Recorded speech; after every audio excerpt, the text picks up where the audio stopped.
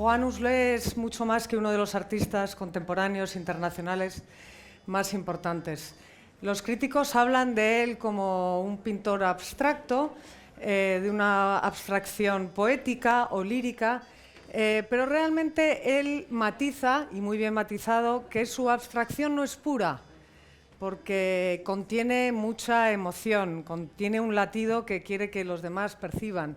No se trata de esa, del arte, de la abstracción, de la geometría de la abstracción pura de las vanguardias. Eso no es Juan, pero lo iréis descubriendo. Y bueno, yo quiero empezar por hablar, y ya dejo la palabra a Juan, sobre su infancia, ¿no? Juan tiene una infancia muy particular, la cual ha influido absolutamente su obra, pero también su vida y su forma de ser. Él nace, como digo, en la Cantabria rural, y sus padres cuidan un convento de monjas de clausura, y su hermano, que tiene un año más que él, y él, pues se pasan la infancia, como dices tú, la guardería era la naturaleza, ¿no? Descalzos alrededor de ese convento, y entonces ha descubierto la vida y la observación desde una forma muy pura, sin la mirada, sin el filtro de un adulto, de un profesor, ¿no? Y de ahí pasa a la ciudad de Santander con unos 9 años, porque no estaban escolarizados su hermano y él, porque realmente un profesor le dijo: estos niños no son tontos, con lo cual hay que llevarlos a estudiar a la ciudad. Y de ahí pasa a estudiar magisterio. ¿Por qué estudia magisterio? Porque con 16 años, proveniendo de una familia humilde de donde viene, pues sus padres le encaminan hacia la carrera de magisterio para ganarse bien la vida. Pero en el primer año de magisterio, cuando tenía un curso de dibujo artístico, el profesor le ve dibujar y lo primero que le dice: ¿pero tú eres gilipollas o qué? ¿Pero qué haces tú aquí? ¿Por qué no estás estudiando Bellas Artes? Gracias.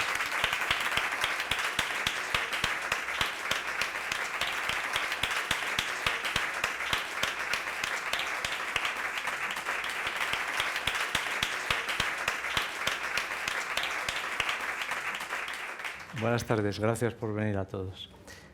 ¿Y de qué tengo que hablar?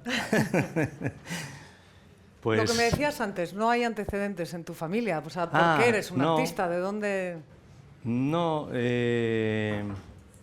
mis padres eran, vamos a decir que eran ganaderos, pero no tenían vacas. O sea, en el norte antes pues se solía vivir eran pequeños latifundios, ¿no? Donde la gente pues tenía sus tierras y sus ganados, sus vacas, sus prados, y toda la vida estaba en función de esa explotación, ¿no? Vamos a decir lechera, ¿no?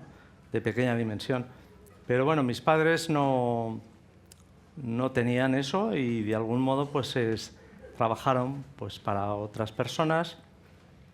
Encontraron un trabajo en un colegio de clausura, en un convento de clausura, y ahí es donde, a partir de los 15 meses, tendría yo, un año y pico, pues pasamos, mi hermano y yo, vamos a decir, la infancia, ¿no? La infancia más primera y la infancia más, vamos a decir, pura en cuanto a ser ya conscientes de esa toma de contacto con cosas que eran completamente ajenas a nuestra vida cotidiana en lo que era la casa. En la casa no había un libro, no había prácticamente ninguna señal de cultura en términos convencionales.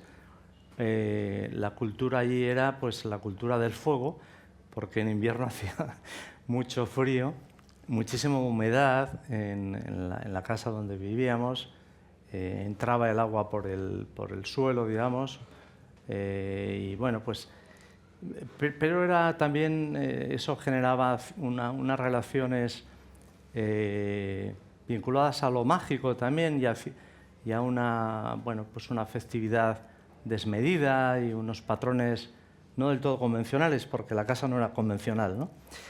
Y sí, pues ahí sí, yo creo que descubrí un poquito el poder del trazo, el poder de la mano, no solamente en cuanto a que sirve para trabajar, o para, vamos a decir, crear útiles o digamos, utilizar las manos para segar, para producir alimento para el ganado, para las vacas, etcétera, que a los niños nos encanta siempre eso de pequeños, y sobre todo cuando hay algún instrumento así como artilugio, como extraño, ¿no? Como los dalles, las horcas, los rastrillos, la máquina de partir remolacha, esas cosas, ¿no? Y yo sí recuerdo mucho esto, un día en el que mi padre, al lado del fuego, en pleno invierno, pues con un tizón de las brasas de la leña, pues hizo ahí unos trazos, bueno, pues no sé si eran rudimentarios o súper sofisticados, pero mágicos fueron porque los ojos se quedaron clavados al movimiento de la mano, y él nos supo explicar a través del dibujo las diferencias entre pequeños pájaros, lo que era un gorrión, lo que era un terciopollo, lo que era un balancino, lo que eran, no sé, los nombres que le daban en los pueblos antes a los pájaros, ¿no? Pues uno tenía el pecho más hinchado, el otro tenía un pequeño color. Claro, con un tizón tú no veías los colores, pero te los imaginabas porque lo explicaba muy bien según iba dibujando, iba hablando, era tartamudo, pero de algún modo generaba intensidad, la intensidad suficiente como para que no perdieras el hilo de lo que él trataba de explicar, y a lo mejor tú también ponías un poco más, porque al ser él un poco, vamos a decir que le costaba expresarse verbalmente, pues tú estabas como intentando ayudarle también en eso. Y fue una experiencia muy bonita. Desde eso yo creo que me quedé prendado con el poder del trazo, y de algún modo pues nosotros también intentamos. Él tenía también un lápiz de carpintero, de aquellos que eran como bastante anchos, ¿no? Y bueno, pues también le pedíamos, venga, dibújanos una golondrina o un ave fría o lo que fuera, ¿no? Y él pues lo dibujaba a su manera. Nunca le oí decir que sabía dibujar, ni hablar de la importancia del dibujo, ni nada de esto, porque no entraba dentro de su, vamos a decir, concepción mental, ni él pretendía, ni sabía que el dibujo podía quizás dirigirse a otros usos más que los puramente domésticos, ¿no? Y tampoco él quería hacer un atlas de ningún tipo, simplemente surgió así ese día y nos explicó, como llegaba el invierno, pues los tipos de pájaros que venían y los que había al lado del río Cubas, que es un río mítico de mi infancia, donde crecí, y fue algo pues muy bonito. Fue una especie como de, vamos a decir, de televisión, de estos programas de lo que antes se llamaba Segunda Cadena, ahora no sé si existe. La 2. La 2, de fauna y tal. Y algo muy entrañable, claro, que se te queda ahí pegadito.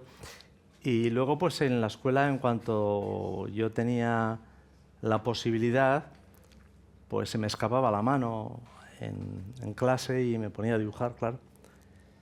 Y así, pues, bien. Y así ese profesor... A veces el maestro te ponía a dibujar aparte, otras veces, pues bueno, te dice que vayas los sábados, porque el sábado, aunque no hay clase, pues te pone a hacer no sé qué. Recuerdo un día que estábamos aprendiendo a calcar sobre las ventanas de la escuela, ventanas grandes de la escuela, y de repente aparece allí pues una especie de universo maravilloso de colores, que eran unas cajas de esas pinturitas Goya, que eran como pasteles, que tenían como algodón, ¿no? Y eran como unos, como los pinos de una rastrilla. Yo, como era rural, pues todo lo asociaba a los útiles del campo, ¿no? Entonces eran como los palitos de las rastrillas, pero acababan en color, ¿no? Y había unos algodones que se untaban y coloreabas. Y bueno, pues primero perfilabas, ¿no?, el mapa. Eran mapas de España o de las provincias o cosas de estas. Y yo sé que algo debí de hacer mal con un lápiz de aquellos que también tenían un color rojo y un color azul, no sé si os acordáis, que tenían dos colores.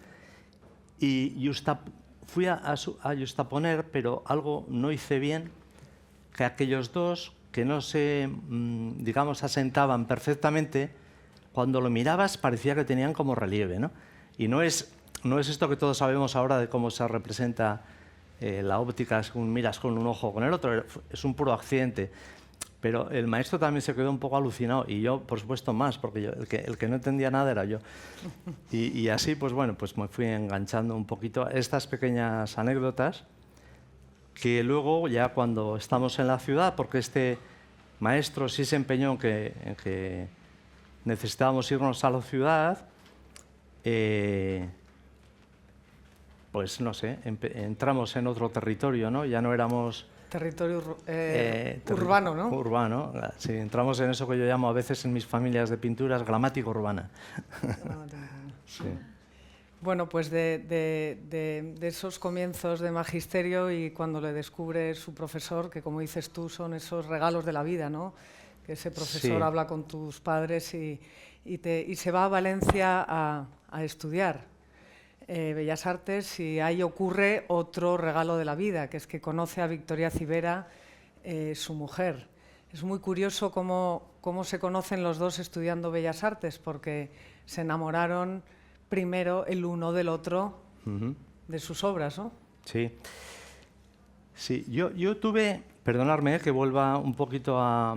Es que me parece un poco injusto el saltarme una anécdota que yo creo que es importante, sobre todo considerando que quizás luego hablemos un poco de las pinturas, vamos a poner asteriscos negras, ¿no? O de los Soñé que revelabas. Sí. Yo tuve una experiencia que a veces la he comentado, he escrito algo sobre ella, que fue en principio terrorífica, pero muy significativa, y es que este convento donde vivíamos era un convento de clausura. Había una zona donde no se podía pasar, pues solamente estaban las monjas allí, ¿no? Pero había una zona que se llamaba locutorio, que era una especie como de espacio, membrana de transición, de diálogo, ¿no? De visitas. Y allí iban los parientes o las familias de las monjas a hablar. Y tenía una especie de reja cuadriculada, ortogonal, de hierro, con una especie como de pincho saliente. O sea, una especie como de prisma que acababa siendo como una pirámide, ¿no?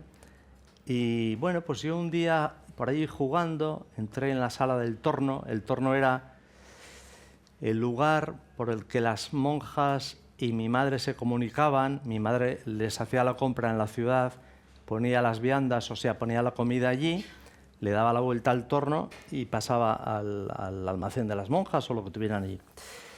Y allí pues entré, estaba por allí mirando, curioseando, y de repente abro así en la puerta del locutorio, entro, voy a la verja y bueno, pues veo la verja aquella negra, un poco siniestra, pero extraña, bonita, no sé. Y pongo las sienes en medio de dos de los pinchos que salían de la trama, ¿no? Entonces, esa sensación del frío reconfortante que siempre teníamos de pequeños cuando por ejemplo, poníamos una llave de aquellas grandes que existían entonces en alguna parte de la cabeza, o cuando nos habíamos dado un golpe, un chinchón que tenías y te ponían una llave fría, etcétera, pues fue muy especial. Pero mientras que estaba ahí, pues saboreando esa sensación, sentí un calor muy fuerte en la nuca, un calor muy intenso.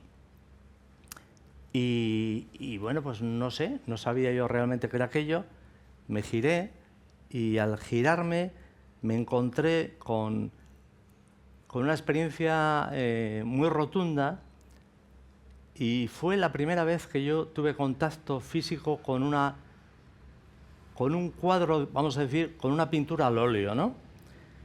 Era un retrato casi negro que representaba una monja, un cuadro muy, muy oscuro, con unos ojos impresionantes que me estaban mirando, y tenía, de esto ya luego me di cuenta, ya según me fui moviendo por la habitación tratando de escapar de allí, su corazón en la mano.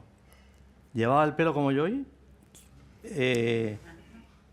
y fue una sensación muy extraña, muy rara. Me quedé petrificado mirándola, ahora ya estoy mirando al cuadro de la monja.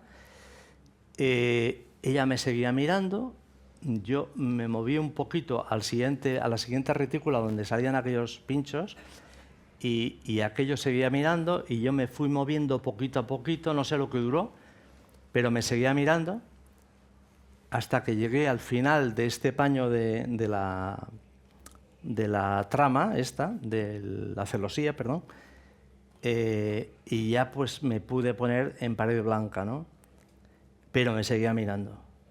Entonces ya me fui moviendo poco a poco, seguía mirándome y en cuanto llegué ya a la mitad de ese paño de pared salí corriendo, ¿no? Y me escapé.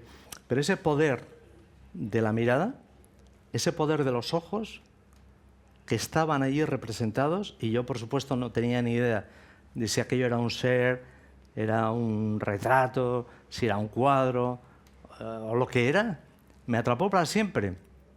O sea, yo siempre, a partir de ahí, y siempre, sobre todo ya después de que me dedico a pintar, cuando veo una pintura, veo los ojos del pintor. O sea, veo la mirada del que lo ha realizado. Y una de las cosas fundamentales para mí siempre es intentar leer, experienciar el proceso de formalización de ese cuadro. Claro. Es decir, cómo lo ha hecho el pintor. Porque eso es lo que me está mirando a mí, ¿no? Claro. Es una invitación. Para mí fue una invitación. Claro, fue muy fuerte esa impresión, ¿no? Pero después, con el tiempo, me he dado cuenta de que, bueno, ahí hay una vinculación que luego me aparece también a partir de que comienzo, una vez que me voy de España a Nueva York, a realizar aquellos cuadros, en principio pequeños negros, muy matéricos, etcétera, etcétera, y esa especie de búsqueda obsesiva, ¿no? Que sigo, por ejemplo, manifestando con las obras estas grandes de los años que revelabas, ¿no? Pero tú estábamos ya en la ciudad, ¿no? Estábamos ya en la ciudad. Sí. Perdona que me he ido, pero es que esta experiencia fue muy importante, sí, creo, para... No, está muy reveladora. Sí, vamos a la fricción entre lo urbano y lo rural que existe en tu obra y en realidad en tu vida, ¿no? Porque cuando estás en Saro, en Cantabria, quieres estar en Nueva York, y cuando estás en Nueva York quieres estar en Saro. Pero bueno, sí. Antes de eso, que me he quedado en Bellas Artes, donde conoces a Vicky, que es, bueno, eres un hombre con suerte porque y después, cuando termináis de estudiar, te dan una beca Fulbright y por eso te vas a Nueva York. En Nueva York descubres una libertad que habías experimentado probablemente ya en Valencia, ¿no? Estudiando Bellas Artes, y tienes una relación muy fuerte, no solamente con ese paisaje tan icónico y reconocible urbano, pero también tienes esa experiencia con la naturaleza humana, la diversidad de Nueva York. Yo en el instituto ya tuve, siempre que teníamos dibujo artístico, este problema. Un problema, y era el profesor siempre, el que me tocara, siempre llamaba a mis padres. Mis padres, claro, si lo tenían muy difícil, porque ir del pueblo a la ciudad en aquellos años, esto es el año 64, en marzo, 24 de marzo además, ese día, con una especie de carromato, el gallinero, las gallinas... Todo, en fin, dentro, todo dentro. Una película neorrealista. Era así. Un buñuelo, un poco. Empezamos el instituto, claro, la desubicación, el contraste, como decías, ¿no? Son dos mundos. Visualmente y a nivel de fórmula vital, ¿no? De pasar estando completamente o muchas horas libre en el campo a tu bola, ¿no? Descubriendo que aquel sonido del grillo no es el mismo que aquel, y a este decides que si es un grillo macho y aquel es un grillo hembra, o yo qué sé, aunque no lo supiéramos. Cosas de estas, inventándote un poquito el funcionamiento de lo natural, ¿no? Disfrutando de los atardeceres o de la magia de que una barca, cuando eras más pequeño, pensabas que tenía unos hierros muy largos que tenían unas ruedas y que iban por unos raíles, porque tú ya habías ido en tren, pero no te explicabas lo de la flotación, ¿no? Entonces pensabas que aquel barquito que subía por el río Cubas y que no se salía, que iba siempre siguiendo ese curso, es porque abajo pues habría un camino, ¿no? Y estas magias de lo infantil, ¿no? De la imaginación. Sí, pues bueno, el tema ya en la ciudad, después de unas fases de ese encuentro, mi fuerte o lo que a mí me hacía sentir un poco especial era pues eso, que llegaba la clase de dibujo o un examen de dibujo y no te tocaba hacer tu dibujo, sino el de 12, porque tenías amigos que te pinchaban y te no sé qué y tal y tal y tal. Y ese era mi punto fuerte, ¿no? Pero claro, mis padres lo de bellas y lo de artes, no, lo único que entendían es que había que desplazarse a otra ciudad y pagar una pensión, pagar una y eso pensión no... o lo que fuera, y eso no entraba en las posibilidades, ¿no? Empiezo magisterio, mi hermano y yo siempre estudiábamos juntos, él era un poco mayor, pero por eso de la economía íbamos al mismo curso. Estudiábamos con los mismos libros, llega el final del primer curso de magisterio, viene el profesor de dibujo y nos pone a hacer una acuarela de... Nunca habíamos hecho una acuarela, claro. El modelo era una jarra de manises, de cerámica. ¿Qué manises? Entonces la hacemos, todos entregamos el blog y el día siguiente me dice lo que tú has dicho. ¿Eres gilipollas o qué? O sea, dice mi nombre, y ¿verdad? Bueno, quédate y hablamos cuando acabe la clase. Me quedo y entonces cuando él viene a decirme algo, yo le digo, si lo que me va a decir es que vengan mis padres, que quiero hablar con ellos, no les voy a llamar, porque esto ya me ha pasado más veces. Y él entonces, en un arrebato en una especie como de Steinman de compromiso, me dijo, no, si no los voy a llamar, yo voy a ir a hablar con ellos a su casa, dame la dirección. Fue a nuestra casa y se hizo de algún modo responsable de todo este lío, ¿no? Quiero decir, me regaló la caja de pinturas de su padre, que también había hecho Bellas Artes. Sí. Bueno, me llevaba en coche a Valencia, me buscó, su padre tenía un taller de pinturas, lacados, de muebles, que se llevaba mucho. En Valencia siempre ha habido mucha artesanía y muchas cosas de estas. Entonces, bueno, yo ahí pues tenía una pequeña ayuda, ¿no? Y bueno, fue algo, pues estas cosas que te tropiezas y resulta que caes bien, ¿no? Que resulta que has encontrado algo allí. Y siempre me ha ocurrido un poco así, han sido como accidentes, ¿no? Lo del por qué yo estoy en este mundo del arte o de lo artístico, de la pintura o de la cultura, etc. Y a Valencia fue otra aventura, claro. Valencia fue una maravilla porque llegas a Valencia con tu nube de plomo encima, ¿no? Porque Santander... Ahora hace un tiempo maravilloso en Santander, estos días. Más calor que aquí, de verdad. Pero entonces, y bañarte en la playa de Santander, entonces era otra cosa ahora. Pero yo llegué a Valencia, empecé a ver aquello, las calles, los edificios, la gente, cómo vestía la gente, cómo se movía.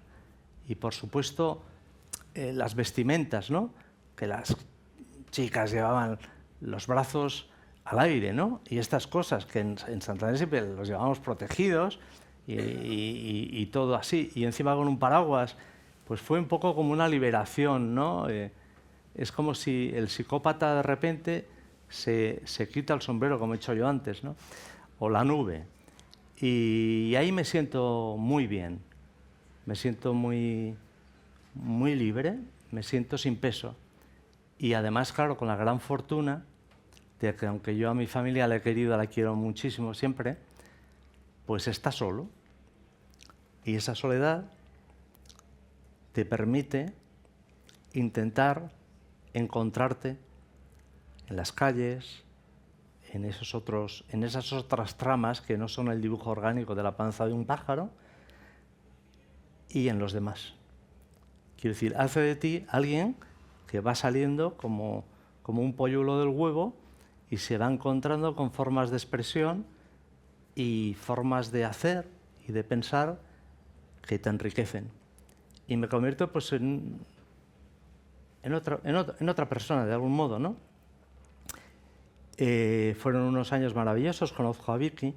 Sí es cierto, que nos conocimos a través de nuestras obras primero, porque cuando acababan las clases, los que no fumábamos, en vez de ir al claustro a fumar, pues te ibas a las clases de al lado pues a ver lo que hacían los demás alumnos, ¿no?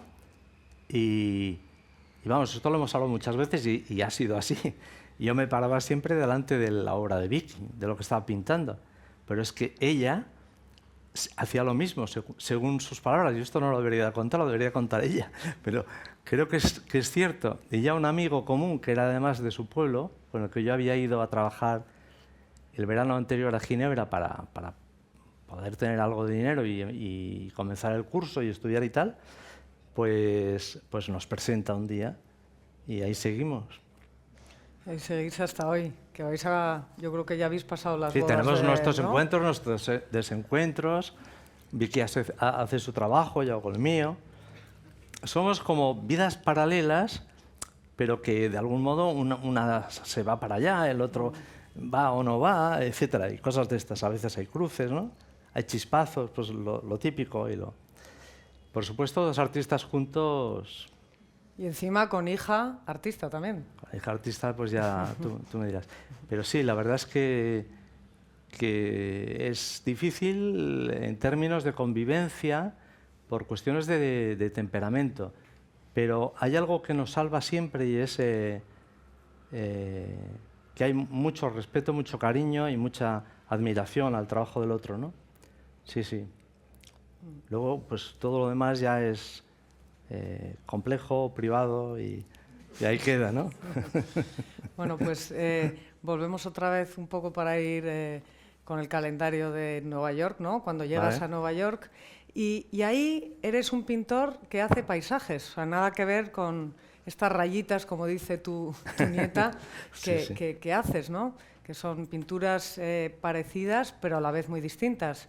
Empiezas siendo un pintor de paisaje y poco a poco, al llegar a Nueva York, vas evolucionando ya en los años 90, ¿no? hacia esa abstracción no pura, como tú dices. Sí. ¿Cómo te influye la geografía de Nueva York a la hora de abandonar el paisaje? Yo en Valencia cuando trabajaba en la escuela, pues yo seguía yendo a la escuela. Yo al segundo año, el primer año, pues empiezas muy ilusionado, estás con mucha buena onda porque has empezado, estudiamos en un claustro gótico con naranjos y un pozo en el centro, era muy bohemio todo, muy bohemio todo. El barrio del Carmen era una cosa, bueno, como de... A ver, éramos casi todos, vamos a decir, como entre neo-hippie y perroflautas, pero bohemios llenos de pitarrajeados, ¿cómo se llama? Con cajas de pintura, y veíamos la vida en color, ¿no? Lo veíamos todo de color. Y así muy ilusionados, ¿no? Jóvenes muy ilusionados. Luego, claro, nos teníamos que ganar la vida. Pues, yo servía comida al mediodía, iba a pintar fallas por la noche, lo que fuera. Lo que fuera. Había que sobrevivir, ¿no? Pero eras libre. Quiero decir, los otros estudiantes que seguramente vivían en Valencia y que estaban arropados por sus familias, pues, vamos a decir, un poco más protegidos, ¿no? Porque el nivel social pues, o económico era un poco más solvente, pues a mí no me daba nada de envidia, ¿me entiendes? Yo les ponía el plato de comida con una sonrisa, ellos me gastaban una broma, teníamos una relación fabulosa, fantástica, porque era todo vital y sin prejuicios, ¿no? Yo sabía lo que tenía que hacer y era sobrevivir, y ellos, pues me imagino que también, y pintar y disfrutar. Pero sí que es cierto que estábamos muy alejados de la realidad, y sobre todo de la realidad social, de lo que estaba aconteciendo en aquellos últimos momentos del franquismo, ¿no? era una España en la que, digamos, la conciencia oficial del país no coincidía para nada con la conciencia social del país, con la realidad de la calle, con la realidad de las universidades, con la realidad incluso de esta especie como de bohemios trasnochados que éramos los pintores que vivíamos en una torre de marfil y tal. ¿Me entiendes, no? Y poco a poco, pues eso duró un año, ¿no? de disfrute o menos. Al año siguiente ya todo mucho más radicalizado y sobre todo porque vas adquiriendo una conciencia política mayor y te has formado mucho más, has leído mucho más y te relacionas con gente variopinta y de muchos grupos y sensibilidades diferentes, pues ya no te casa lo de estar allí repitiendo aquella especie de ejercicios académicos que de algún modo tú ya has teóricamente, no digo superados, porque a ver quién supera nada, ¿no? Pero sí, vamos a decir que ya sabías cómo hacer aquello, porque te había tocado sudar bastante para poder ingresar, porque al ser de fuera no tienes conexiones para entrar, etcétera. Todas estas cosas que ocurren cuando vas de pardillo por la vida, ¿no? Pero aquello ya perdía su encanto. Además eran aquellas épocas, no sé si os acordáis de una película que se llamaba El desencanto, ¿no? Pues algo así pasaba, ¿no? Había un estado de conciencia que latía mucho en las universidades, en la calle, y aunque yo una de las primeras cosas que me propuse fue tener, aunque fuera un chiringuito pequeñito, es una casita o un lugar, aunque se caía, para poder pintar a mi bola, no solamente lo de la escuela. Pero ya había un desacuerdo tremendo entre lo que te pasaba dentro y lo que te vendían como oficial y lo que es, bueno, y la otra realidad, ¿no? Total que, bueno, yo aguantaba, participaba en lo que podía para intentar cambiar los planes de estudio, los programas, las asambleas, las reuniones de estudiantes y todo esto, porque realmente la enseñanza que había en las escuelas de Bellas Artes en aquella época era una enseñanza muy cansina y tenía más, vamos a decir, aromas decimonónicos que de mitades incluso del siglo XX, ¿eh? Nosotros estamos en los años 70 ya. Y entonces, bueno, pues no tenías nada de información, nadie te hablaba de Picasso, estaba vedado, nadie te hablaba de Matisse, solamente había un cura que daba liturgia, que luego resulta que apareció por ahí un poquito como acusado precisamente de abusador o de cosas de estas, que yo eso no lo sé. Y yo no tuve clase con él porque yo lo hice libre el primer año, yo me examiné libre. Este sí, hablaba en clase al parecer de Kandinsky, conocía a la viuda de Matisse, etc. Digamos que había vivido otro mundo, ¿no? Otra historia del arte, ¿sabes? Del arte, vamos a decir, moderno, ¿no? Y el resto de profesores nada, simplemente se dedicaban no a impartir nada, simplemente a dejar que los alumnos repitieran aquellos códigos que ya estaban súper lo que fuera. Quiero decir, no había estímulos porque había miedo, no había propuestas porque en sus mentes existía la posibilidad de castigo. Yo no lo sé, pero era tremendo. Y claro, eso cuando lo sientes y eres joven y tienes mucha energía, pues está atentando contra ti. Entonces, intentamos pues hablar con el director, hacer asambleas, cambiar los planes de estudio. Tuve una vergüenza terrible un día en el que con un grupo de estudiantes fuimos a un profesor con el que he sido injusto, porque fuimos allí a pedirle explicaciones y que nos enseñaras su programa, y para mi sorpresa y mi vergüenza, llevó al grupo, yo me fui echando para atrás, al lugar donde había un dibujo mío. Y dice, vean ustedes, ¿ustedes creen que por mucho plan de estudios que cambiemos se puede superar este dibujo? claro, yo me escondía, no sabía por dónde meterme, ¿no? Porque yo era de los que había ido allí a acusarle. A quejarte. A quejarme, ¿no? Y, en fin, cosas de estas. Vivimos unos años de contradicción y bueno, también de mucho compromiso. Porque, claro, había que mirar hacia adelante y hacia el futuro, no había que quedarte en... Y bueno, pues... pero esto no sé por qué lo he dicho, sí. Es que me voy, yo me voy. Sí. Yo creo que vamos a saltar ya a Nueva York, porque si no, no nos vamos a tener aquí toda la noche. Y porque quiero hablar también de la en exposición Valencia, actual. en esa casita, ya sé por qué iba. Sí, vale.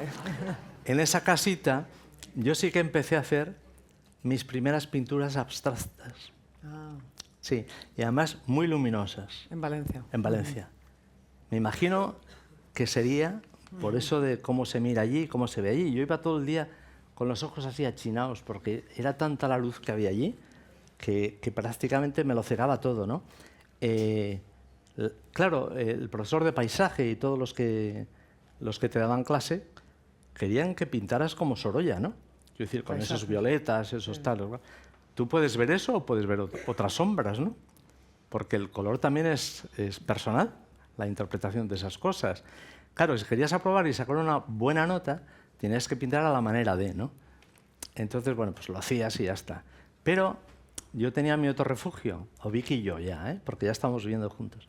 Teníamos otro refugio y en ese refugio pues hacíamos nuestros ensayos, nuestras experiencias y llevábamos como otra línea de trabajo, ¿no? Luego ya vuelvo a Santander porque un compañero de Valencia, que ha estudiado antes que yo y me ha dejado su taquilla, me invita a formar parte de la plantilla de profesores justo donde yo empecé a estudiar magisterio. Son cosas curiosísimas de la vida. La vida es un puño y está todo enhebrado, ¿no? Entonces voy para allá y tal y cual, y mi pintura se vuelve de nuevo como si la nube aquella me apareciera de nuevo. Se vuelve más sombría, se vuelve más dura, más expresiva, más matérica.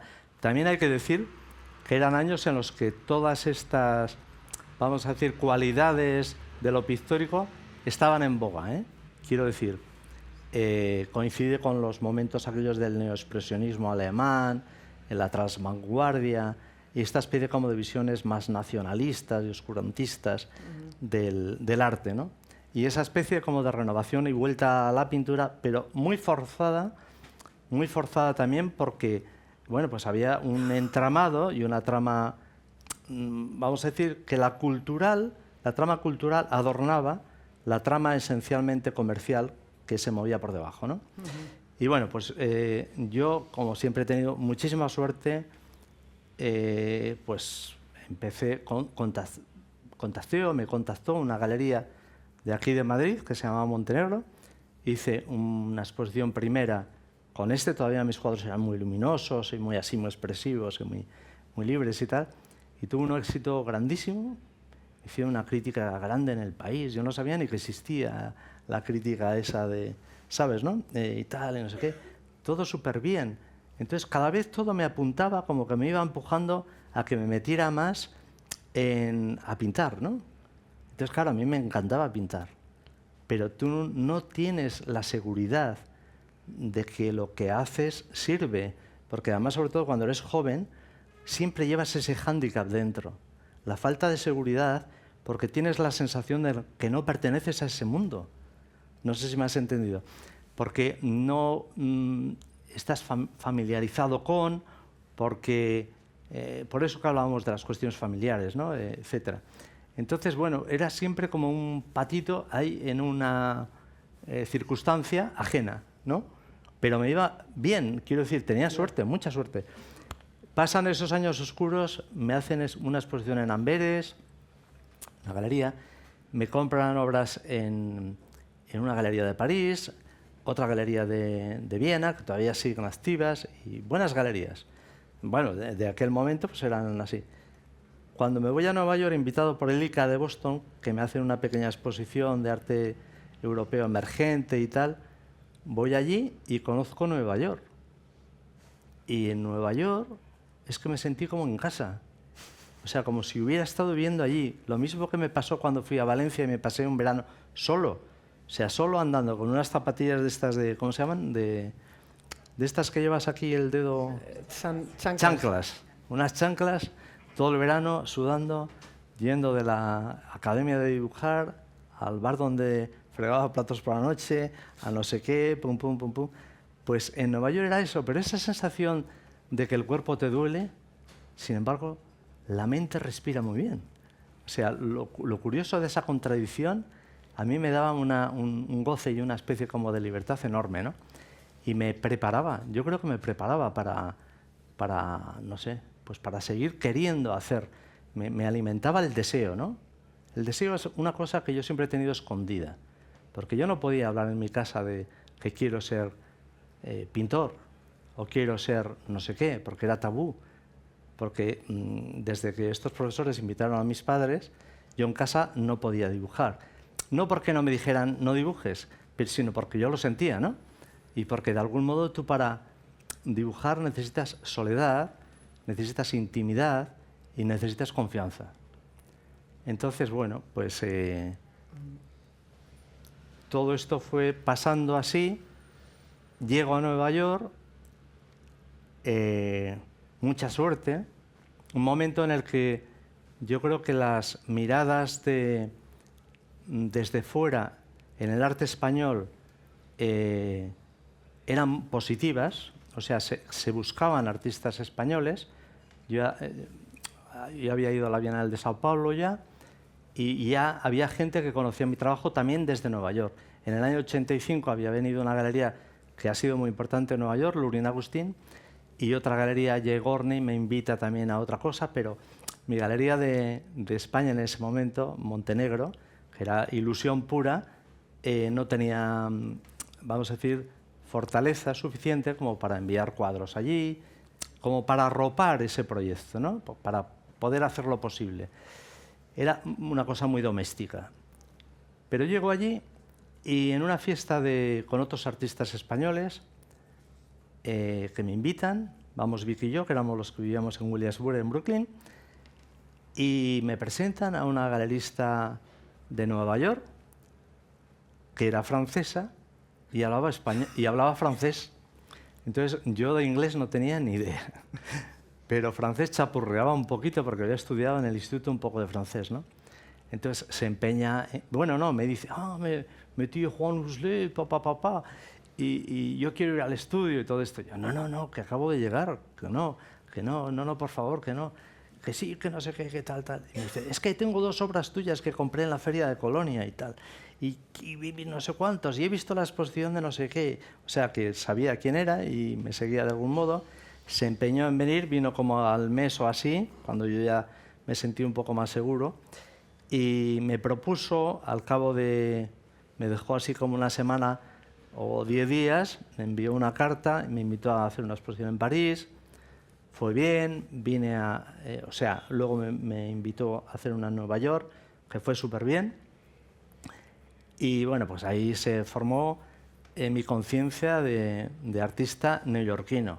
Me empecé a sentir seguro y sobre todo me empecé a sentir pues como somos los artistas en Nueva York, como una rata de estas que van limpiando las zonas del real estate, donde no sé qué, ¿no? Y me llama el landlord, que estaba en North Carolina, y me dice, he leído tu review en el New York Times, fabulosa, no sé, porque él también era artista, es artista. Me dice, tal, enhorabuena. El dueño del Love, sí. Voy a ir a Nueva York y tal y cual. Y se presenta al cabo de un par de días, viene, le abro, entra, cuando aquella no había móviles ni nada de esto. Me da un abrazo, felicidades, fantástico y tal. Después de un poco de así de manoseo, me dice, bueno, a partir de ahora la renta sube el doble. Y es verdad, ¿eh? Y me lo subió. Claro, el shock fue tremendo porque tú siempre tienes la sensación de que no llegas a final de mes. Por lo menos nosotros la hemos tenido siempre. No llegábamos, y cómo vamos a hacer, y tal y esto. Pues nos movimos, empezamos a mirar barrios más adentro de Brooklyn, zonas más peligrosas, y nos dimos cuenta de que realmente el precio que él nos iba a poner ahora de renta era el precio del mercado. O sea, que en realidad habíamos tenido un chollo. Por eso yo sé que siempre he tenido unos chollos. O sea, suerte, pero de verdad, con estas cosas, ¿no? Y bueno, ya una vez que se te va el susto y ya empiezas pues, a hacer otra exposición y tal y cual, pues bueno, ya te vas encaminando, ¿no? Y siguiendo la trayectoria artística, decíamos que tú llegas a Nueva York como un pintor aún no abstracto, ¿no? A pesar de que hubieras hecho esas incursiones ya en la abstracción en Valencia, ¿no? Y cómo influye la ciudad de Nueva York a la hora de pasar a hacer los cuadros que haces hoy. Pues mira, mis primeras obras al llegar a Nueva York, hice un cuadro que se titulaba 1960-Williamsburg, que era una especie de réplica invertida. Todo esto un poco por azar, ¿eh? No te creas que es que yo soy un cerebrín, que lo tenía todo ya calculado y la inteligencia artificial me había explicado qué tenía que hacer para, en fin, para darle sentido al cuadro. No. Antes de venir a Nueva York, nos habíamos ido Vicky y yo a vivir a Susilla de Valderredible, que era un pueblo donde había 3 vecinos. Un pueblo que en el siglo Cantabria. Entre Cantabria, en Valderredible, entre Cantabria y Palencia, ¿no? Para oír un poquito de los veranos santanderinos, porque estaba muy en auge lo de la Menéndez Pelayo, iban ya muchos artistas y críticos y tal, y como ya te conocían, que habías expuesto en Madrid, pues siempre venían a verte y tal, lo cual era estupendo, porque eran gente además estupenda, pero te jorobaban el verano, porque te tocaba estar un poco pendiente, te volvían a llamar, oye, que viene luego no sé quién, qué tal, pum. Sí. Ya tu tiempo de aislamiento se había roto. Entonces nos fuimos allá arriba, allá a Susilla, había 3 vecinos solo, Similiano, Primitivo y otra señora que vivía sola y estaba un poco así, y la llamaban la Jabalina. Pues con esos 3 personas, que cada uno a su manera nos ayudaban, porque no teníamos casa, fuimos con una tienda de campaña. Y luego nos pasábamos al coro de la iglesia que nos habían dejado porque la bóveda se había aplanado y se iba a caer, teóricamente. Entonces no daban culto y bueno, pues nos lo dejó pues, un amigo de un amigo, en fin, estas cosas, ¿no? Y no sé qué estaba diciendo. Pinté desde ahí una serie que yo llamaba Río Cubas. Mira, los ríos siempre. El río Cubas es el río que pasaba delante del convento de las monjas.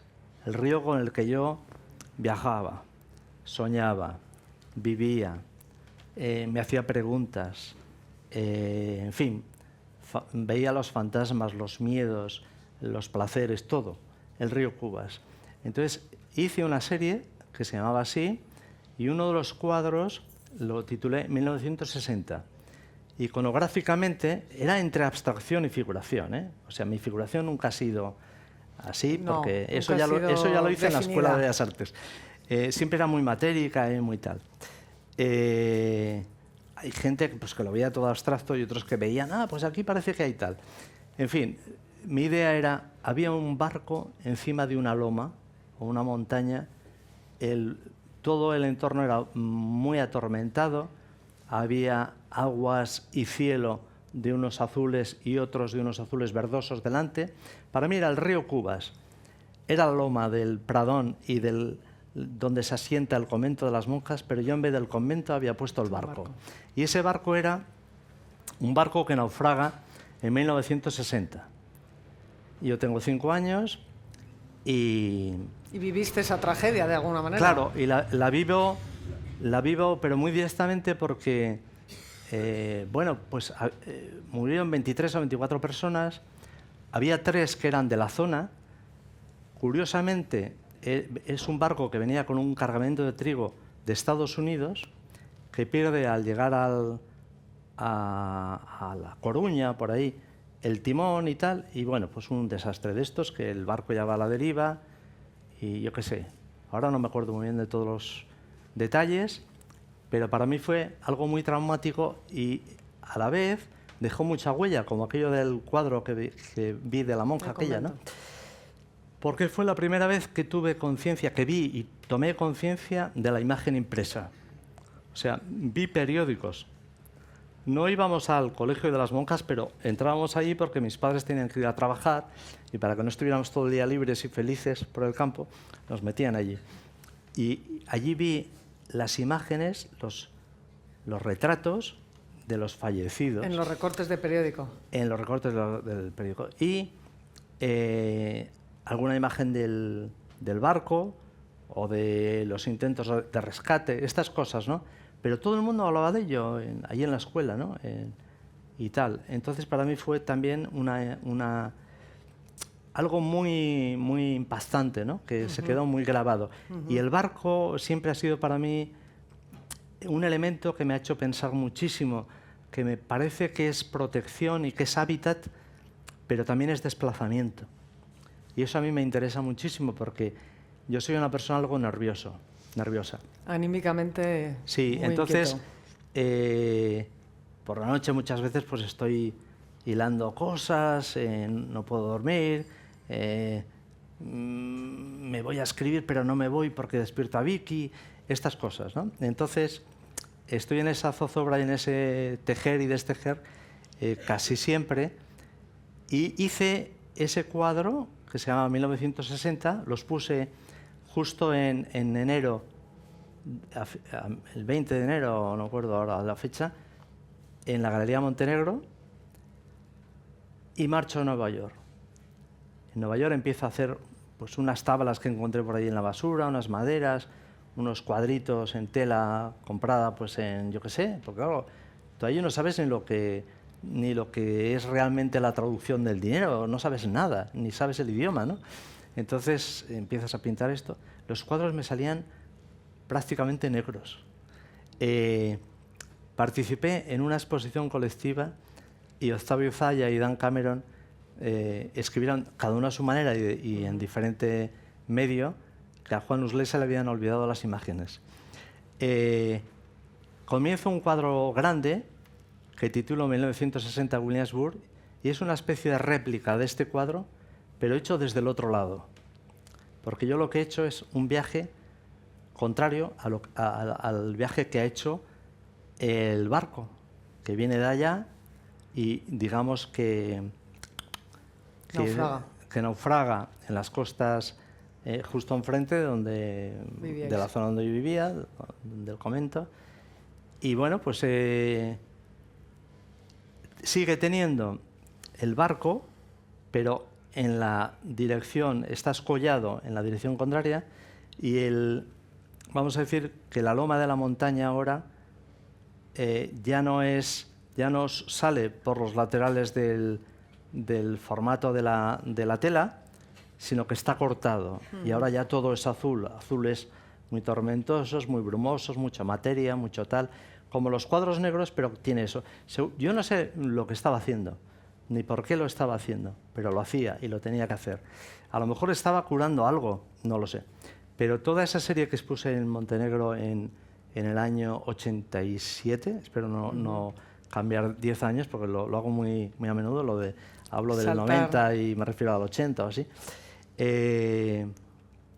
Todo se refería a la infancia y a los sucesos maravillosos de la infancia. A lo mejor no fue tan maravilloso, pero yo lo hice maravilloso. O por lo menos salvé el barco, ¿no? Y lo coloqué en un lugar seguro, que era donde estaba mi casa, que era el lugar del convento, ¿no?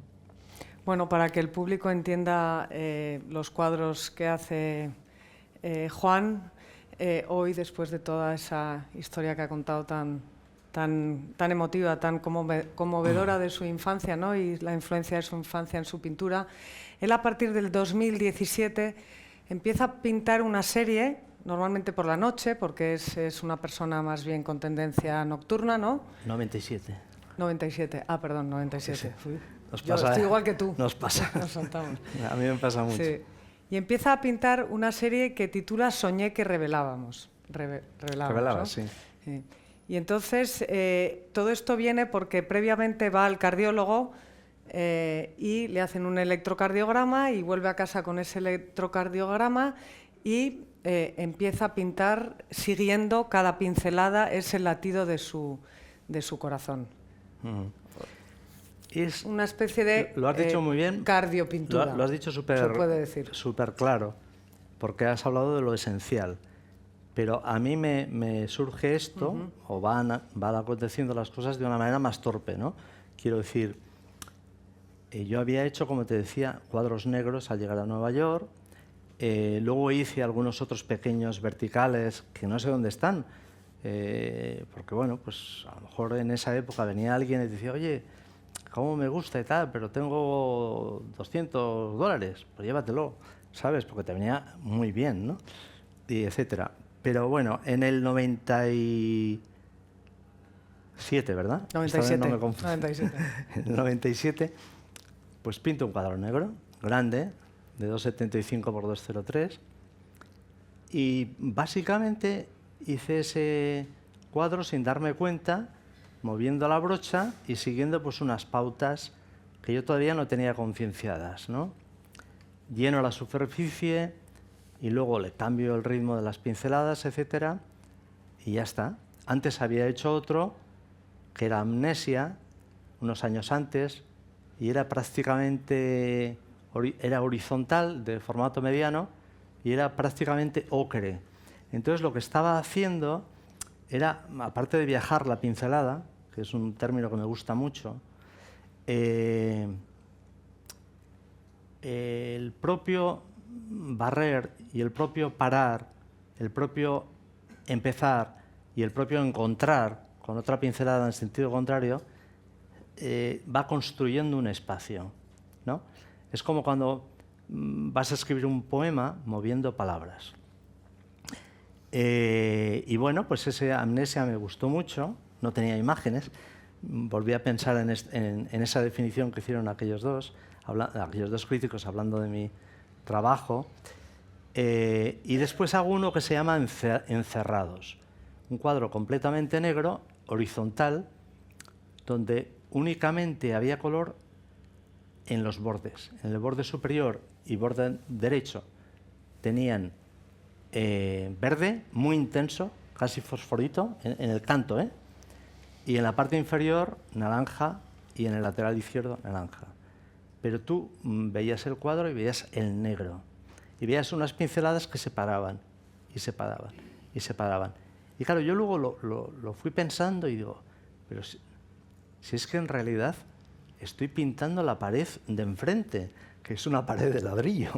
O sea, no de enfrente la pared que da al sur, sino a un lateral que da con el edificio de Sullivan, que yo le tengo muchísimo cariño a ese edificio porque he hecho muchas fotos de esos ladrillos, pero porque me parece tan absurdo que me atrae, ¿no?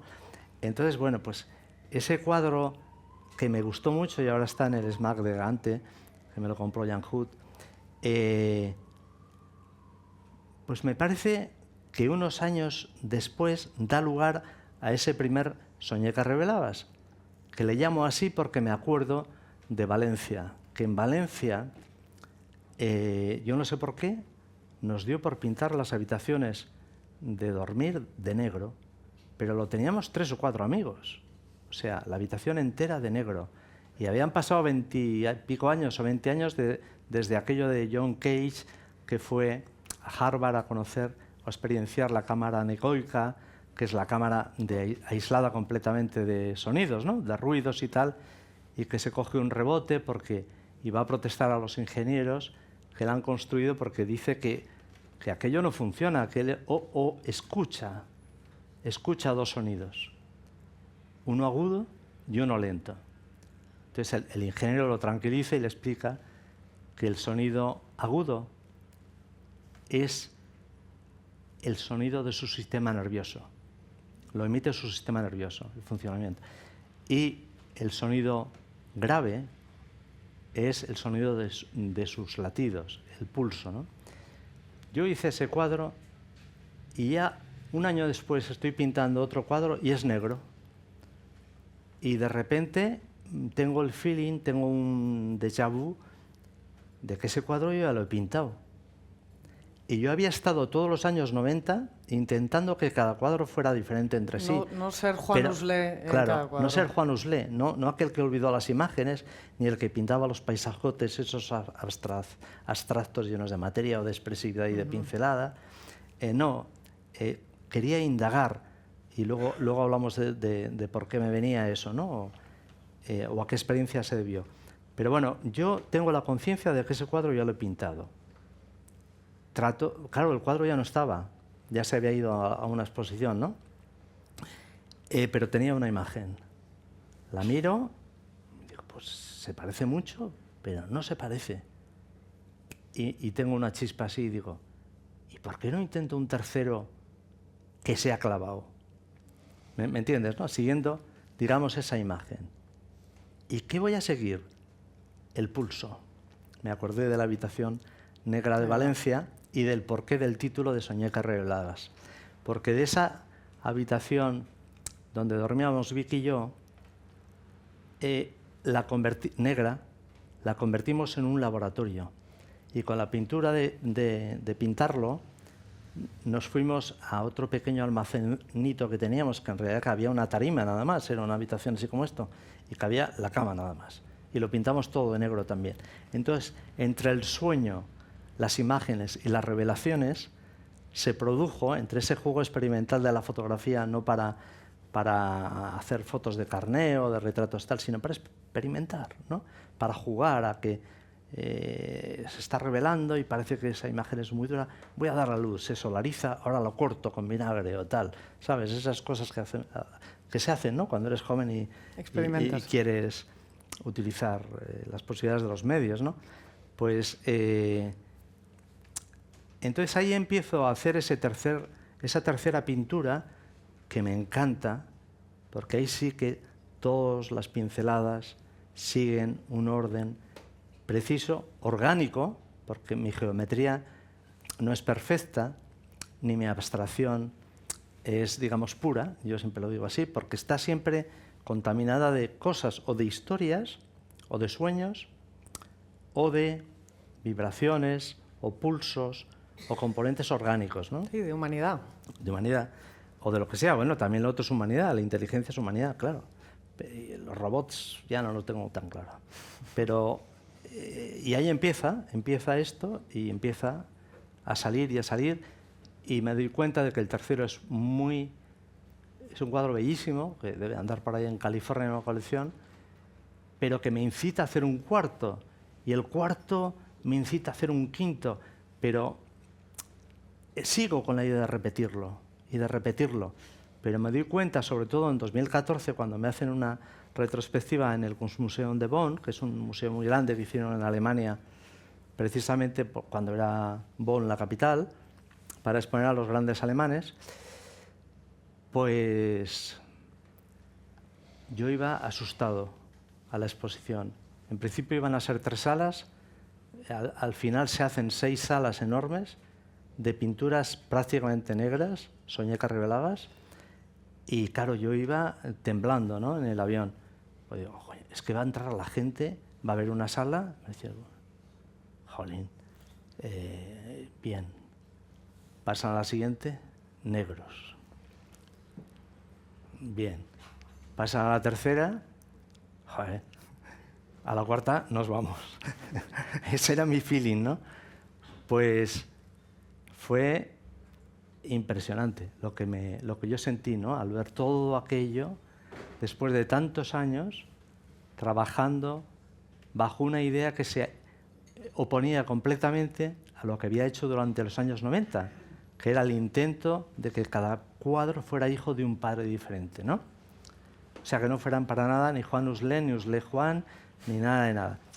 Le pedí a Stefan Berg que me dejara un día estar a solas con la exposición, y fue porque yo iba con la idea de que aquí ya se acabó lo de Soñecas reveladas. Ya había pintado bastantes, ¿no?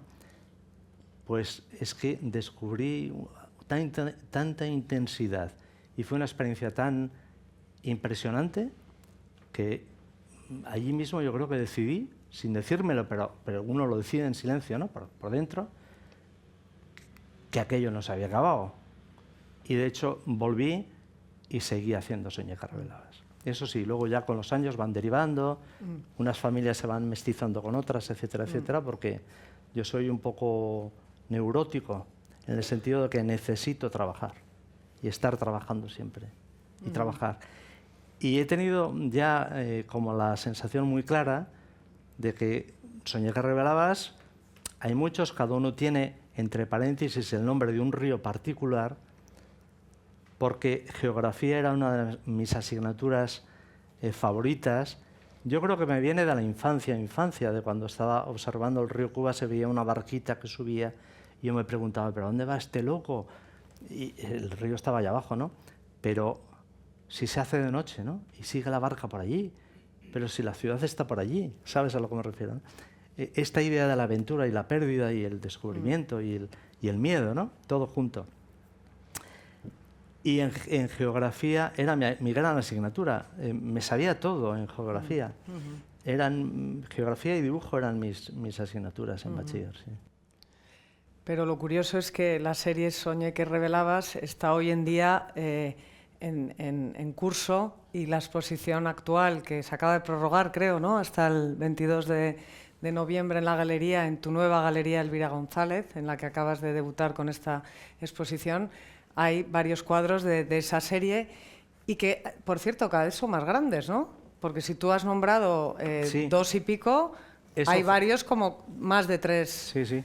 metros, fue a partir de... Yo siempre me propuse, después de un viaje a Nepal, que tuve un problema de cervicales, que yo creo que se debía pues, a que, bueno, pues cuando en Williamsburg empecé a trabajar, como no tenía dinero para... Tenía una beca, pero me daba para pagar el alquiler y luego se me quedó corta, ¿no? Pero, a partir de la review aquella. Pero pues me hacía los bastidores. Entonces iba por la calle, encontraba maderas, pum, pum, pum, iban palmando y tal, y pesaban un montón, ¿no? Porque sobre todo eran maderas de estas que se utilizan para las obras, ¿no? Que son más anchas. Y claro, aquello pesaba mucho. El caso es que entre mi obsesión por el trabajo, o mi necesidad, o mi deseo y lo que aquello pesaba, y que tampoco yo soy Superman, ¿no?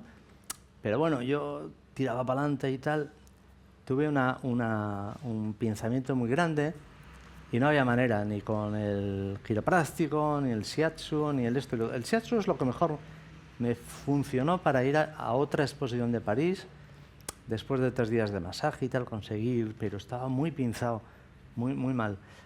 Total, que en ese viaje, después de hacer miles de fotos, que yo suelo siempre hacer muchas fotos, y de andar por las montañas y estas cosas que me encanta, a mí el paisaje me encanta, le pregunté un día en la calle a un nepalí, así pequeño, que si para él decir namaste era como para mí decir hello o hola, ¿no?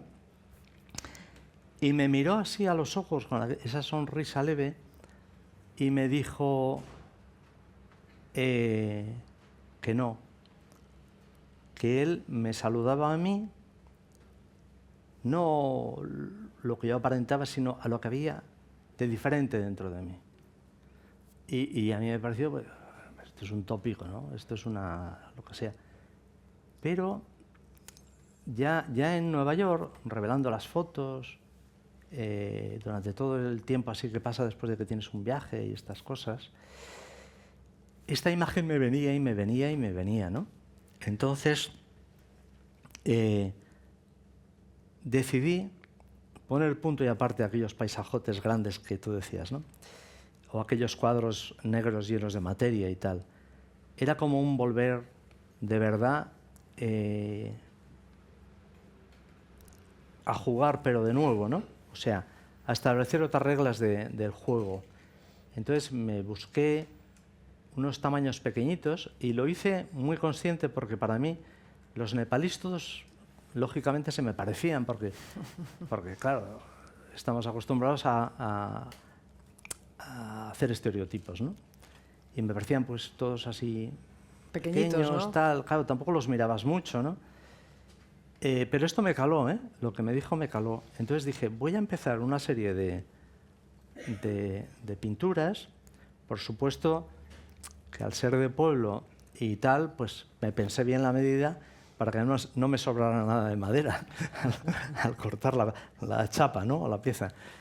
Y las voy a hacer todas iguales, de formato, pero voy a ¿cómo se dice? Voy a aproximarme o voy a entrar en cada una o a trabajar cada una desde una, vamos a decir, sintaxis. Sí. Voy a buscar sintaxis, esa era la meta. Voy a hacer que los cuadros vayan para donde quieran ir. Y sobre todo lo que quiero es olvidarme de Juan Huslé y romper esa imagen de Juan Huslé, ¿no? Quiero decir, que fluya, que salga, que brote, que me sorprenda, etc. Y me di cuenta, y muy claramente además en ese viaje, que la clave real para no forzar una pintura tenía que ser aprender a esperar, aprender a escuchar. Es decir, el cuadro te va a decir algo, te va a orientar hacia dónde debes de ir. Tú lo único que tienes que hacer es esperar. Y empecé esa conversación, ¿no? Una conversación hacia un viaje, hacia una ruta desconocida. Pintaba un cuadro pues con pintura muy, muy transparente, acariciando un poquito la tela con la brocha o el pincel. Al siguiente, pues esto lo dejaba por ahí, y cogía otro y lo que hacía pues era, pues vertía pintura o salpicaba o ponía pegotes de pintura más gruesa. Es decir, experimentaba, ¿no? Ensayaba y no sabía dónde iba, ni falta que hacía. Era como si de repente se me quitara la prisa. Es decir, pero claro, el objetivo era no forzar, porque ya cuando tú trabajas y de algún modo tienes como una imagen de ti, que era lo que yo quería romper de algún modo, es como que ya tienes muchas tentaciones de saltarte el proceso, de ir por el atajo, ¿no? Por el camino corto o fácil. ¿Tú decidiste, como siempre, como buen inconformista? Bueno, empecé como a aprender, y después de esos cuadritos pasé a otro formato un poquito mayor y luego pasé a otro un poquito mayor, pero con la misma estrategia. Y luego pasé a hacer lo que yo llamé después, pero todo esto estamos hablando de 10, 12 años. Bueno, sigo trabajando obras Nemasté, ¿no? Y pasé a hacer pinturas, lo que yo llamo pinturas celibaters, que son un poquito como esa ventana, pero no tan alta, ¿eh? O sea, 1,98, un poco menos de 2 metros por 112, ¿no? Y también la estrategia era esa, pero con un poco más de humor, y ahí sí ya planeaba un poquito más. O sea, ahí me debía un poquito más a esa especie como de juego irónico de Duchamp, bueno, trataba un poquito de pintar con una cierta intencionalidad, pero en los pequeños era muy libre, estaba muy fluido. En los otros ya, como que digamos, tenía más en cuenta lo que había hecho antes en el otro, para separarme, o para contradecirme, o para enriquecer, o yo qué sé, no sé. Era un galimatías, pero también era un juego, ¿no? Y lo que sí me ocurría era que cuando iba a hacer una exposición, pues me encantaba, por ejemplo, pues colocar las obras en batería, ¿no? 1, 2, con un espacio en medio, otro, 4 o 5, en una pared de 15 o 20 metros, ¿no? Y la verdad es que la gente había de todo, ¿no? La gente había de todo. Había gente que le gustaba un cuadro, qué bonito es este, o mira qué tal, tal. Pero los críticos estaban tarumbas. Y lo veían como una colectiva, ¿no? Como este hombre ha perdido el norte, que es verdad, que lo había perdido, pero completamente, ¿no? Pero, claro, perdiendo el norte, estás desafiando y estás indagando en nuevas geografías, que era lo que me interesaba a mí, ¿no? Viajando de otra manera, ¿no? Con otras brújulas. Y bueno, pues así pasé muchos años hasta que de repente me encuentro con que bajo esa intención contraria, la idea de repetirme, esa estrategia de contradecirme de nuevo, pues voy a la búsqueda de lo idéntico, de la repetición. Y la repetición, y la pauta, y el latido, y el sonido, y dale que te pego, y pum, pum, pum, y ese silencio, ¿no? Y esa concentración, ¿no? Claro, en Nueva York es más difícil. Yo en Saro, en el pueblo, tengo un estudio que no tiene demasiada luz, porque a mí me gusta la penumbra. A mí me gusta trabajar en... ¿Tú has estado? Me gusta que no me entre la luz así, que tal, ¿no? Me gusta la luz y tengo ventanas para hacer los colores, para Porque preparar... él mismo hace sus propios colores. Claro, para prepararlos, ¿no? Para matizarlos, para procurar encuentros que luego son los que de algún modo se aproximan a esa idea que he tenido pues, hace una noche o 2 noches, o eso que estoy yo dándole vueltas al coco de cómo van a ser esos cuadros. Pero luego cuando entras ya en ese trance, yo necesito estar como en intimidad. O sea, luz baja, silencio total y rodear, hacer bueno, pues ya sabes, ¿no? Las historias que cada uno se monta para hacer música o para pintar o para escribir, los tics y los rituales, pero digamos para entrar en esa danza que en el fondo para mí siempre es una inmersión, ¿no? Y de esa inmersión, pues lógicamente lo que no puedes tener es el teléfono, ni puedes tener lo que sea, no existe el tiempo. Tú empiezas a trabajar una pintura grande, no sabes cuándo vas a parar, por qué vas a parar, si va a haber un accidente, si se te va a volcar el cacharro con la pintura, si te vas a cansar. Estás en una posición bastante incómoda porque estás en mesas bajas, muy bajas, y tratando de abarcar mucho físicamente con tu mano y no eres Superman, quiero decir que tu mano tampoco llega muy lejos. Y, en fin, y trata sobre todo de no pensar, de estar en ese, vamos a decir, en esa sinergia, en ese ritual, ¿no? en ese trance, Y bueno, pues luego, si eso lo has rellenado, si esa partitura está rellenada o ese folio está escrito, te va a tocar verlo lo que has hecho, no desde esta altura, sino desde colocar el cuadro de frente. Entonces ahí es cuando realmente se produce otra fase, ¿no? del proceso pictórico en estas pinturas. Porque claro, estás viendo una imagen que que empieza a definir o que se aleja o que se coagula o que te dice algo o te pide.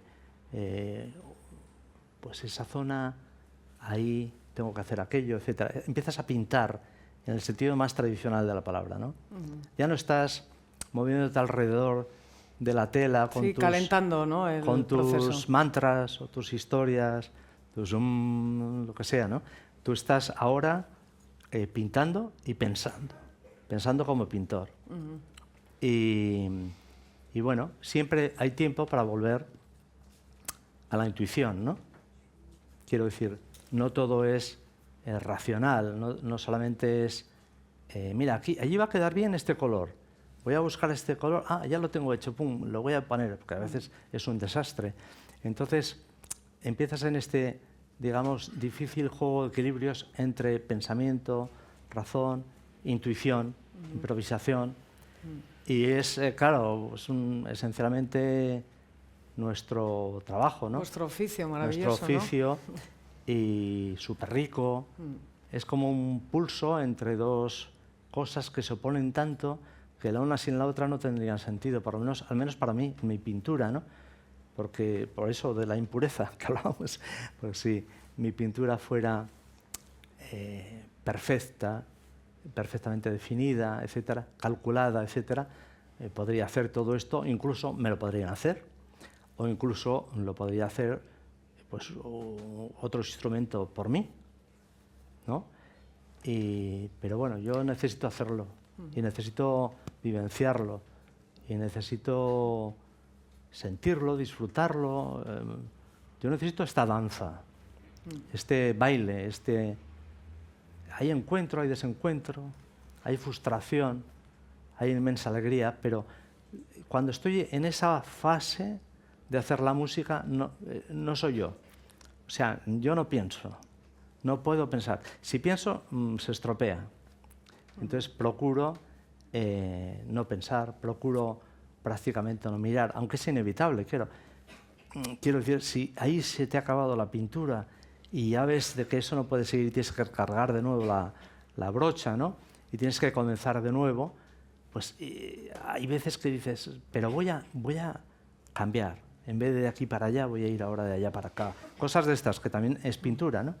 Pero procuro pensarlo menos en esta fase, sí.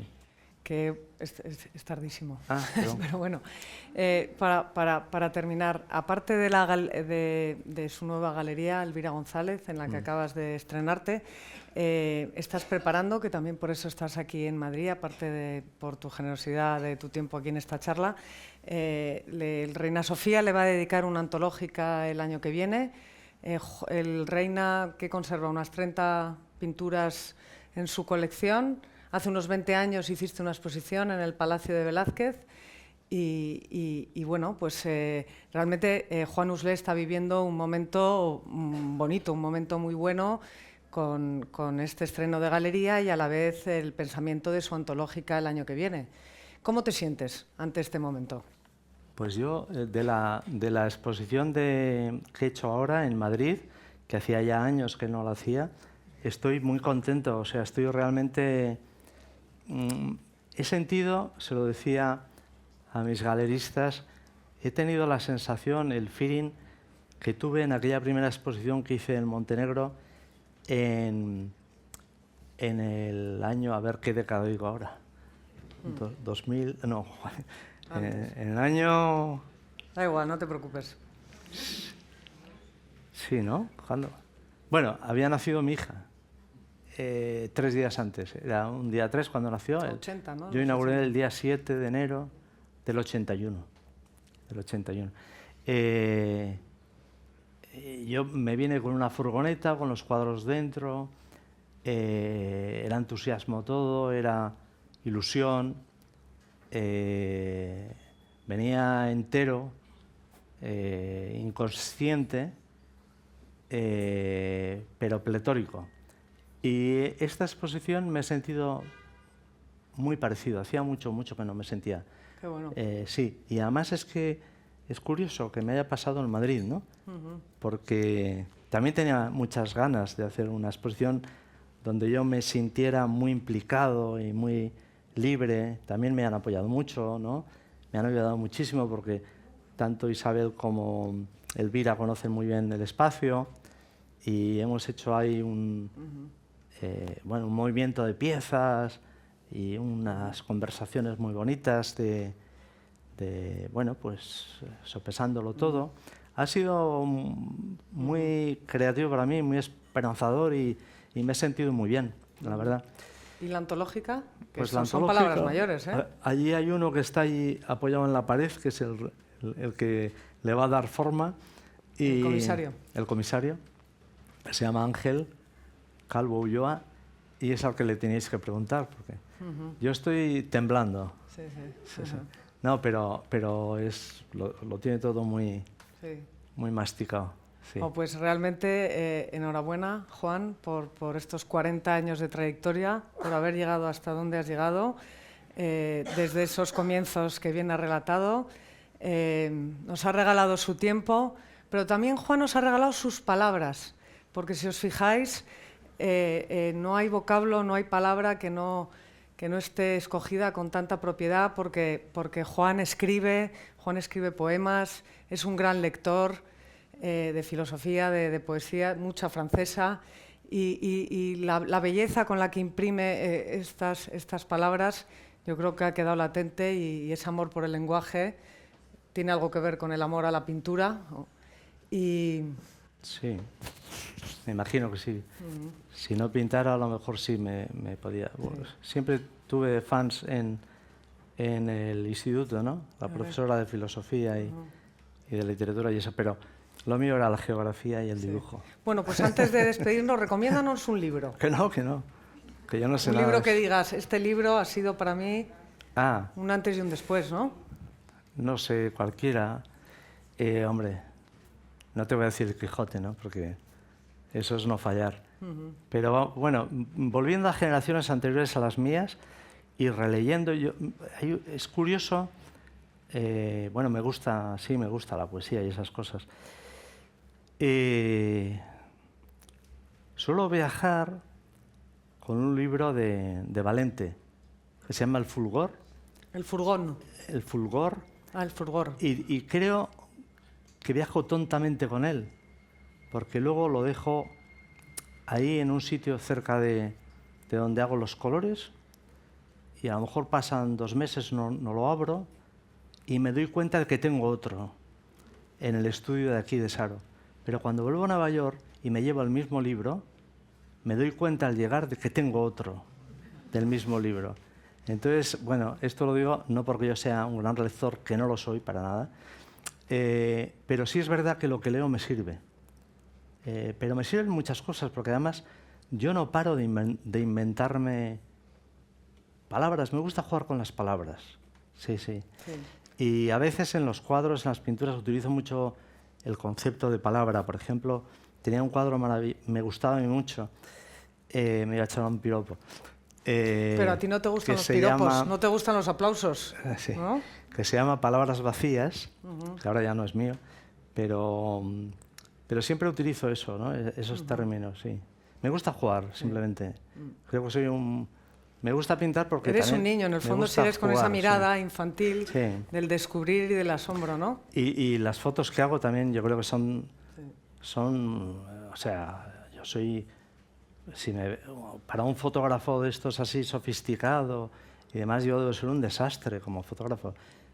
Pero sí que encuentro mucho sentido en cada disparo que hago. Y hago muchos. ¿Por qué? Porque creo que al hacerlo, al mirar a través de la cámara, voy desposeído de la medida. Me olvido de la estantería y de la métrica. Entonces, no hay escatología. Para mí, lo maravilloso de la vida es el descubrimiento. El descubrimiento. Y entiendo eso, caminar, pues esta tarde que estaba, o mañana que voy a estar en Madrid, yo voy con la cámara y voy como un niño. O sea, es que es un niño que está disfrutando muchísimo, pero no en el sentido convencional del disfrute, sino recogiendo la sorpresa y acariciándola, y también matándola también, porque claro, la disparo, ¿no? Pero bueno, la disparo con cariño. Bueno, pues con esa mirada de niño tan maravillosa, muchas gracias. Gracias.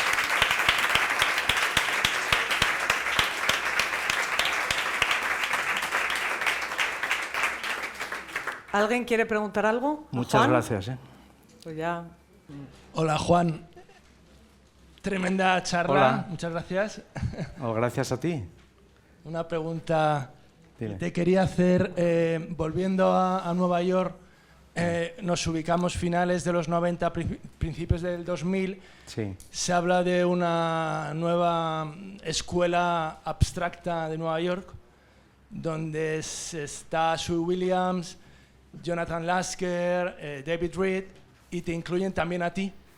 Entonces yo quería saber si te sentías identificado con esa generación o más bien te ves como un verso suelto, al menos en Nueva York. Déjame que te devuelva la pregunta. ¿Eres Adrián? Sí.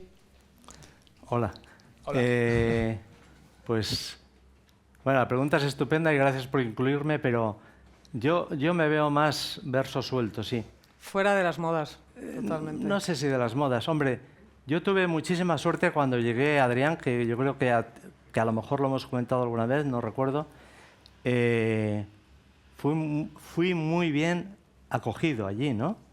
O sea, enseguida mi trabajo fueron hablando sobre todo pintores, ¿sabes? Y de un pintor a otro y el otro y tal, y me conocían y yo no conocía a nadie. Quiero decir que yo no soy una persona demasiado social, ni, como bien sabes, hablo un inglés,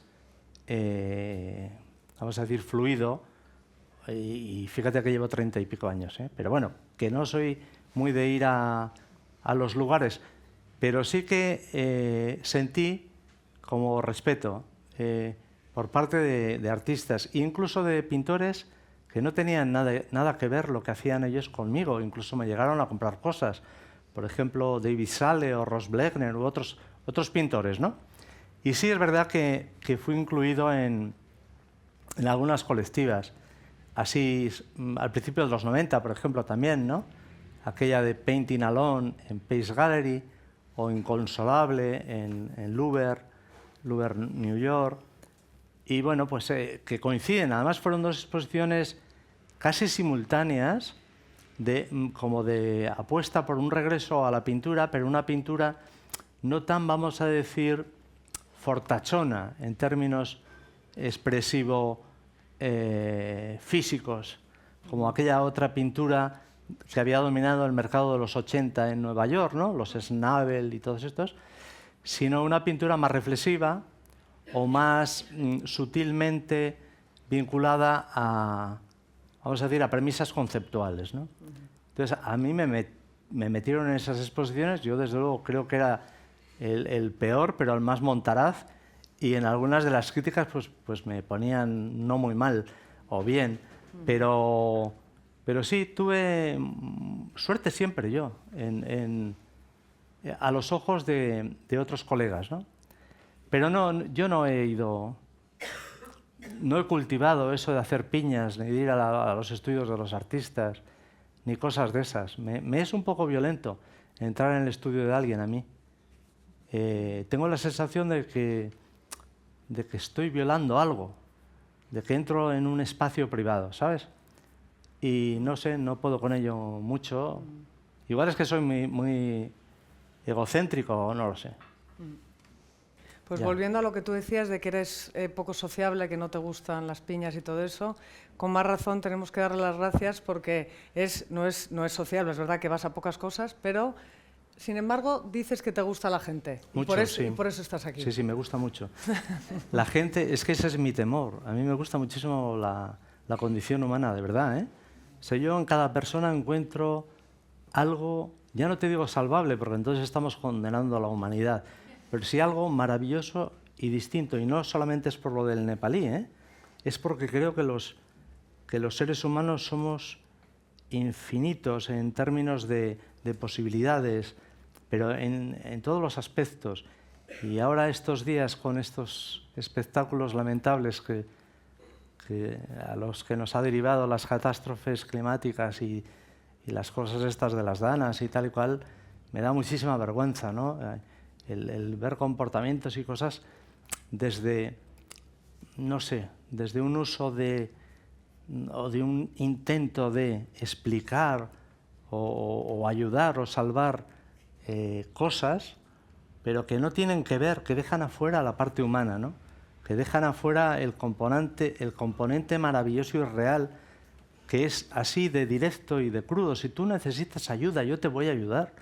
Y ya está. Y no estar pendientes de que si somos amigos o enemigos políticos, de que si tú no sé qué, de que si un día menos, un día más. No. Es que las vidas humanas son lo mejor y lo mayor. Y como lo sabemos todos, pues yo sé que hay millones, o sea, muchísimos artistas fantásticos y cargados de sabiduría, cargados de sensibilidad, cargados de experiencia, cargados de deseo, que para mí es fundamental el deseo y esa fuerza interior, ¿no? Que tiene que salir, porque si no sale revienta. Y sí es verdad que me gusta muchísimo la gente y le tengo un poco de miedo porque a veces cuando me voy con amigos o lo que sea por ahí luego no sé volver. No, pero no es porque me vaya de juerga y tal, es porque me encuentro muy a gusto con la gente.